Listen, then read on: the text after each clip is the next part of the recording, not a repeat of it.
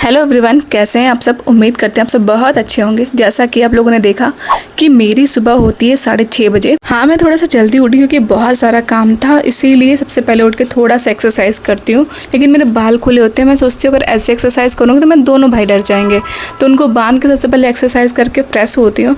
फिर सोचती हूँ यार कहाँ से स्टार्ट करूँ, लेकिन उससे पहले दिमाग की बत्ती जलानी ज़रूरी है। तो मैं सबसे पहले उठ के पहुँचती हूँ किचन में। मेरी आँख ही किचन में खुलती है यार। सबसे पहले मैं बनाती हूँ हॉट कॉफ़ी, जो कि मतलब दिमाग की बत्ती खोल देती है। देन उसके बाद मैं सोचती हूँ पहले थोड़ा सा आटा लगा के रख देते हैं कि ये सॉफ्ट हो जाएगा और जो भी बनाएंगे रोटी या पराठा अच्छा बनेगा। आटा मारते मारते मेरे दिमाग में यही चल रहा था कि मैं क्या बनाऊँ, कैसे बनाऊँ, कितना बनाऊँ, क्योंकि मैं दोनों भाई को ऑफिस जाना था।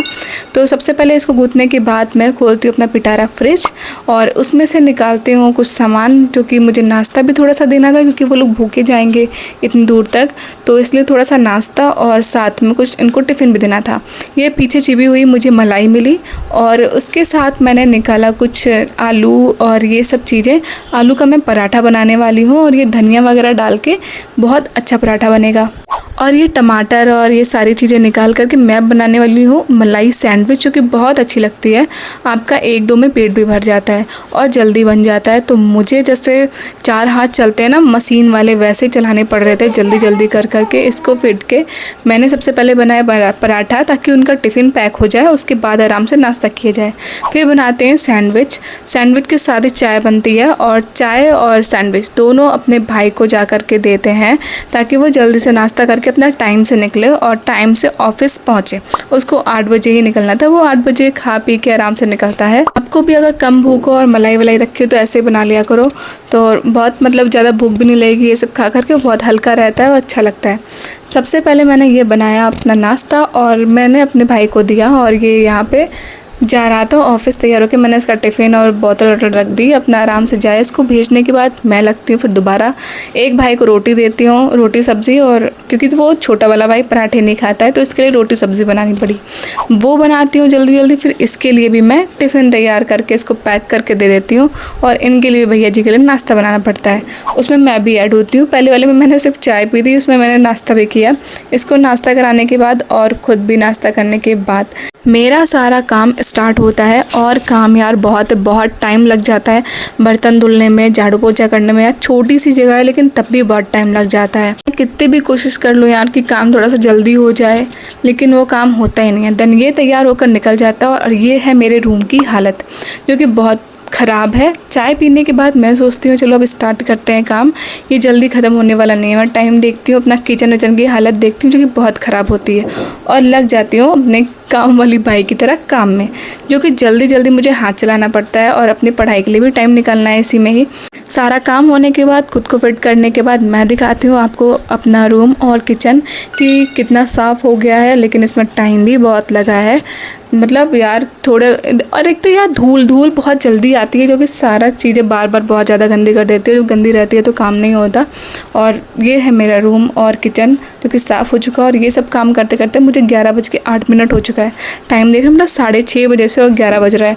देन उसके बाद मुझे काम करते करते भूख लग जाती है। भूख को कंट्रोल रखने के लिए खाना खाती हूँ। फिर यार मैं अपनी वीडियो देख रही होती हूँ, लेकिन उसमें पता है क्या एक प्रॉब्लम होती है कि ऑटोमेटिक डबिंग जो आजकल इंग्लिश में चलने लगता है, बहुत बेकार लगता है मुझे, तो मैं उसको बंद करती हूँ और फिर कुछ अपने नोट्स का रिवीजन करती हूँ थोड़ा बहुत। और उसके बाद मैं करूँगी अपना दिन की शुरुआत कि मुझे क्या करना है दिन भर। ठीक है, आप जैसे क्या करते हैं कि कोई भी चीज़ जैसे आपने कल पढ़ी तो उसको थोड़ा बहुत डेली रिवीजन में ज़रूर डालिए। इससे आपकी चीज़ें जो है रिमाइंड में रहेंगी कि आपको कितना याद करना है, कितना याद है, ये सारी चीज़ें आपके पास रहेंगी। अब मैं बनाती हूँ लिस्ट कि मुझे आज क्या पढ़ना है, कितना पढ़ना है और कितने घंटे पढ़ना है, क्योंकि जितने घंटे मिले हैं उसी में मुझे सारी चीज़ें करनी है और शाम का खाना भी बनाना है, तो वो सारी चीज़ें घूम फिर के एडजस्ट उसी में ही करना है। लिस्ट बनाते समय आपको ये बात ज़रूर ध्यान रखनी है कि आपसे करंट अफेयर नहीं छूटना चाहिए।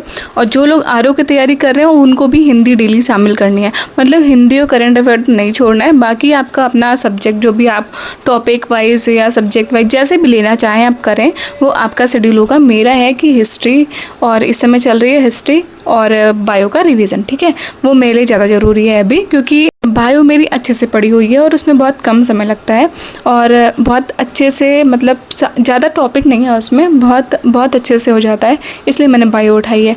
आप आराम से जो भी टॉपिक आपका जो भी कंप्लीट लगे कि आपका अच्छे से हो जाएगा, आप वो उठा लीजिए और पढ़ते चलिए। आपको एक चीज़ तो बिल्कुल भी नहीं करनी है कि सारे टफ सब्जेक्ट नहीं उठाने, जो आपको टफ लगते हैं सारे नहीं उठाइए, कुछ ऐसे भी उसमें ऐड रखिए कि जो आपका मतलब मूड ठीक कर दे, यार मुझे आता है, इतना तो हो जाएगा, ऐसे करना है, ठीक है। तो आपका जो है मूड ठीक रहेगा और आप अच्छे से पढ़ाई कर पाएंगे प्रोडक्टिविटी से, ठीक है। ये प्रोडक्टिव ब्लॉग है और इसमें आपको प्रोडक्टिविटी बताई जा रही है। तो यही होगा कि सारे आपको हार्ड सब्जेक्ट नहीं उठाने जो आपको लगते हैं कि मेरे लिए हार्ड है, ठीक है। एक हार्ड उठा लीजिए, बाकी 2-3 जो है सॉल्व अच्छे वाले उठा लीजिए। जैसे करंट अफेयर में तो वो तो चलना ही है, ठीक है।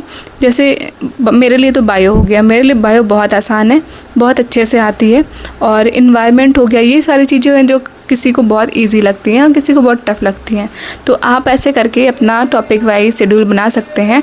मेरे हिसाब से बिल्कुल भी मत चलना, थोड़ी बहुत चीज़ें सब जगह से नोटिस करते हुए चलना, क्योंकि मेरा शेड्यूल बहुत अलग है, मेरे पास काम बहुत है और आपके पास हो सकता हो काम नहीं हो, तो उस हिसाब से चलिएगा। तो अभी पहले मैं करंट अफेयर का लिख के रिविज़न कर रही हूँ, जो कि बहुत इंपॉर्टेंट है। देन उसके बाद आता है स्लॉट मेरी हिस्ट्री का। हिस्ट्री जो कि अभी मेरे साथ प्रॉब्लम ये हुई कि कुछ टाइम इधर उधर चले गए, तो तबीयत ख़राब हो गई और पूजा हो जाती, तो अब हिस्ट्री थोड़ा सा लेट चल रही है, लेकिन चल रही है, ठीक है। मैंने उसको छोड़ा नहीं है। ये आपको आदत डालनी पड़ेगी कि आपको कोई भी सब्जेक्ट जो है जो आपने उठाया उसको छोड़ना बिल्कुल नहीं है, थोड़ा थोड़ा करके लेकर चलना है उसको। तो अभी मेरी मेडिवल चल रही है और मैं उसको लिख के रिवीजन करती हूँ और इतना लिखा है कि मतलब एक रजिस्टर से आधा उसको भर चुकी हूँ। मैं कभी बाद में दिखाऊंगी, मतलब लिख के रिवीजन से बहुत ज़्यादा याद रहता है। और हमेशा जैसे आपको जो भी आप अच्छे से पढ़ रहे हैं ना, तो एक शॉर्ट्स नोट्स ज़रूर बना लीजिए सब जगह से इकट्ठा कर करके। मैंने वही है कि जैसे आप जो देख रहे हैं कि मैंने शॉर्ट नोट्स बनाया है, जो कि मुझे बहुत हेल्प करता है। अभी मैं पढ़ रही हूँ मौर्य साम्राज्य, ठीक है। मौर्योत्तर आज का मेरा टॉपिक है, जो कि मुझे कंप्लीट करना है। तो मैं आज आपको इतना बताने वाली हूँ कि मौर्य साम्राज्य के जो शासक हैं और मौर्योत्तर के, इनके क्रम वाइज याद कर लेना, क्योंकि बहुत एग्जाम में पूछता है। जैसे मौर्य साम्राज्य में हो गए 3 शासक जो कि बहुत इंपॉर्टेंट है। सबसे पहले कि किसने स्थापना की थी, तो वो सबको पता है कि चंद्रगुप्त मौर्य ने की थी। और इसमें 3 शासक बहुत महत्वपूर्ण हैं, जैसे चंद्रगुप्त मौर्य हो गए, बिंदुसार हो गए और अशोक और चंद्रगुप्त मौर्य इतना इम्पॉर्टेंट है कि मतलब आप अगर इनके PYQ देखेंगे तो आपको खुद ही पता लग जाएगा। और इनके जितने भी अभिलेख हैं और इनकी जितनी भी जैसे जिसमें इनका उल्लेख मिलता है अशोक का या चंद्रगुप्त मौर्य का, ये एग्ज़ाम में बहुत ज़्यादा पूछे जाते हैं। तो ये आपको रटना पड़ेगा और एक अलग अलग बनाना पड़ेगा। इनका क्रम यही है, पहले चंद्रगुप्त मौर्य आते हैं जो कि स्थापना करते हैं, फिर बिंदुसार आते हैं, फिर अशोक आते हैं, ठीक है। अशोक जैसे इनका दिल्ली का मेरठ अभिलेख है। अशोक ने स्वयं को मगध का सम्राट बताया है। एक भाब्रू अभिलेख है, उसमें बताया है, ये कई बार पूछा गया है। तो आपको ये ऐसे ही क्वेश्चन है जो कि बहुत जगह मिलने वाले हैं और बहुत अच्छे से इसको रट लीजिएगा। अगर नहीं होता है तो आप बताइएगा कि मैं छोटी सी वीडियो हर एक टॉपिक की बना के डालती रहूँगी, जो कि आपकी बहुत हेल्प करेगी। फिर नंबर आता है मौर्योत्तर साम्राज्य। मौर्योत्तर साम्राज्य को जो है मतलब बहुत बड़ा है ये थोड़ा सा, इसको हम लोग 3 भागों में डिवाइड करते हैं। जैसे एक जो मौर्य साम्राज्य के उत्तराधिकारी राज्य हो गए वो आते हैं, फिर इसी समय विदेशी आक्रमण होता है उसके द्वारा जो स्थापित होते हैं वो आते हैं, फिर उसके बाद जो खुद राज्य निर्माण करते हैं वो आते हैं। तो इनको 3 भागों में डिवाइड करके पढ़ा जाता है। तो जो अगर हम जैसे पहले बात करें कि उत्तराधिकारी राज्य होते हैं शुंग और कण्व, ये दोनों होते हैं। और जो विदेशी आक्रमण द्वारा स्थापित किए जाते हैं वो शक कुषाण होते हैं। और जो अपना मतलब राज्य निर्माण करते हैं, जैसे सातवाहन हो गए। सातवाहन जो होते हैं, जैसे सातवाहन जैसे इन्होंने जो सुशर्मन था, सुशर्मन की हत्या की थी सिमुक ने, इन्होंने स्थापना की थी। फिर और कलिंग हो गया, चोरचेल पांड्य हो गया। तो ये जो राज्य निर्माण के माध्यम से स्थापित राज्य हैं ये भी मौर्योत्तर में आते हैं। तो जैसे आगे हमने उत्तराधिकारी राज्यों में जैसे पढ़ा आज कि शुंग वंश पहले आता है, ठीक है। शुंग वंश की स्थापना किसने की थी और इसमें कौन कौन से शासक थे, इनका क्रम क्या था, ये सारी चीज़ें बहुत इंपॉर्टेंट है, ये पूछता है, ठीक है। और किस अभिलेख में इनके बारे में क्या कहा गया ये भी पूछता है। जैसे शुंग वंश के पहले शासक जिन्होंने स्थापना की थी वो पुष्यमित्र शुंग हैं। उसके बाद आते हैं अग्निमित्र, उसके बाद आते हैं भागभद्र, उसके बाद आते हैं देवभूति जो कि अंतिम शासक थे। फिर आता है कण्व वंश, ये भी उत्तराधिकारी राज्य है। कण्व वंश की स्थापना वसुदेव ने की थी और इसमें आते हैं भूमिमित्र, नारायण और सुशर्मन। सुशर्मन की हत्या सिमुक करते हैं और सिमुक जो है इनकी हत्या करके आंध्र सातवाहन वंश की स्थापना करते हैं।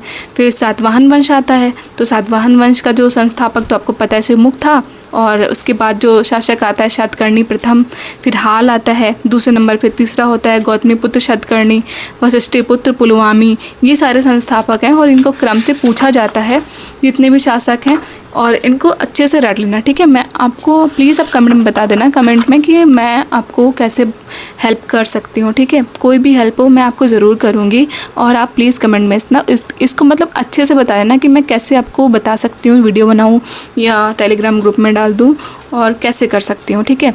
अब नंबर आता है कि मुझे मौर्य और मौर्योत्तर के जो PYQ हैं वो लगाने हैं। मेरा टॉपिक पूरा कंप्लीट हो चुका था, और जो कि मैंने शॉर्ट नोट्स बनाए हुए हैं पहले से ही, ठीक है। PYQ आपकी बहुत मदद करते हैं यार। देखो जो PYQ हम पढ़ते हैं, जैसे मिल गया ये क्वेश्चन की, जैसे जो भी पूछा गया क्वेश्चन, ठीक है, उसके बाद जो उसका एक्सप्लेनेशन लिखा होता है उससे भी हमें बहुत कुछ मिलता है। क्वेश्चन की डिमांड पता लगती है कि कैसे क्वेश्चन आ रहे हैं। PCS के लिए तो बहुत इंपॉर्टेंट है, UPSC तो बहुत मुश्किल हो गया है, तो PCS और RO पे फोकस कर लेते हैं जो भी हैं भैया लोग, आप लोग प्लीज़ कर लीजिए। और मतलब बहुत अच्छा मौका है RO वालों के लिए भी, PCS वालों के लिए बहुत टाइम है। और ये है मेरा बायो का नोट्स, जैसे मैंने शॉर्ट नोट्स बनाया है। बायो बहुत अच्छी है यार, मुझे बहुत मज़ा आता है बायो पढ़ने में। मैं बताती हूँ, जैसे कुछ होते हैं टॉपिक, जैसे हो गया छोटी आंत आता है, ठीक है। छोटी आंत के 3 भाग होते हैं, ड्यूडेनम, जेजुलम, इलियम, ये आप लोगों ने पढ़ा होगा। मुझे बहुत अच्छा लगता है बायो।